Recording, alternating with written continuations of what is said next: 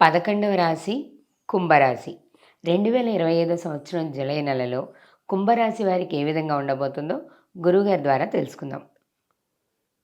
2025 సంవత్సరం జూలై నెల 11వ రాశి కుంభరాశి. మకర కుంభాలకి శని అధిపతి. ఈ కుంభరాశికి కుజకేతువులు పూర్తిగా బాగలేరు. శని ద్వితీయానికి వచ్చాడు. అప్పులు తీర్చాలి, అప్పులు తీరుతాయి. గంజి తాగిన అప్పు తీర్చాల్సి వస్తుంది.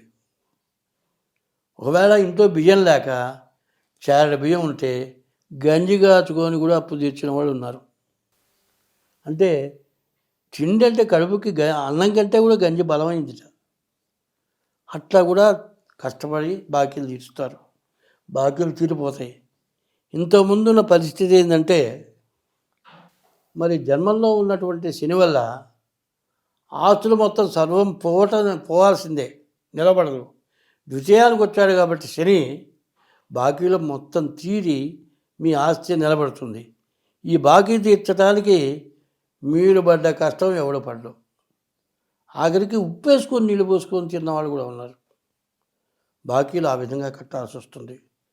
అంత మాత్రం చేత చాలామంది ఇట్లాంటి టైంలో వచ్చి నేను చచ్చిపోదాం అనుకుంటున్నానని చెబుతారు నాకు. నువ్వు బతికే టైం వస్తే చచ్చిపోతానంటావా?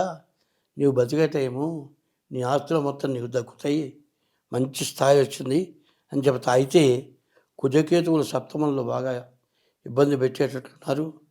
కాబట్టి ఈ రాశి వాళ్ళు మరి జన్మ లగ్న రీత్యా జాతకం చూపించుకోవడం చాలా అవసరం. జాతకం చూపించుకొని తగిన శాంతి చేసుకోండి.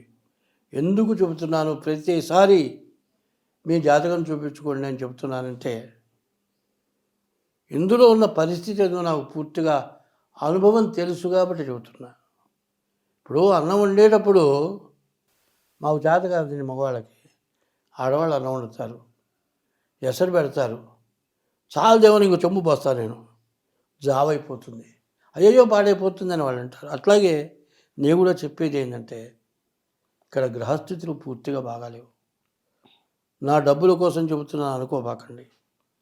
సంపాదన కోసం కాదు, మీరు అన్ని విధాలా బాగుండాలనే ఉద్దేశంతో చెబుతున్నాను. జ్యోతిష్యం అనే దానికి అర్థమైందంటే సత్య ధర్మాలకు కట్టుబడాలి.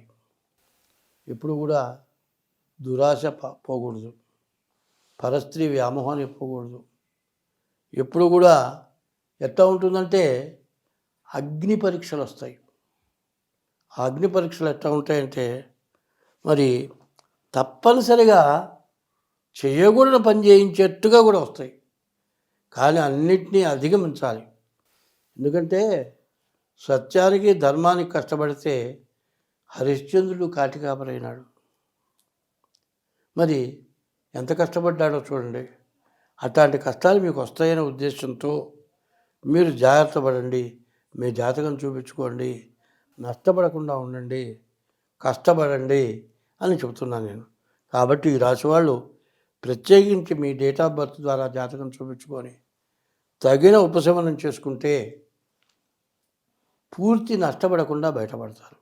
స్వస్తి. ధన్యవాదాలు గురువుగారు.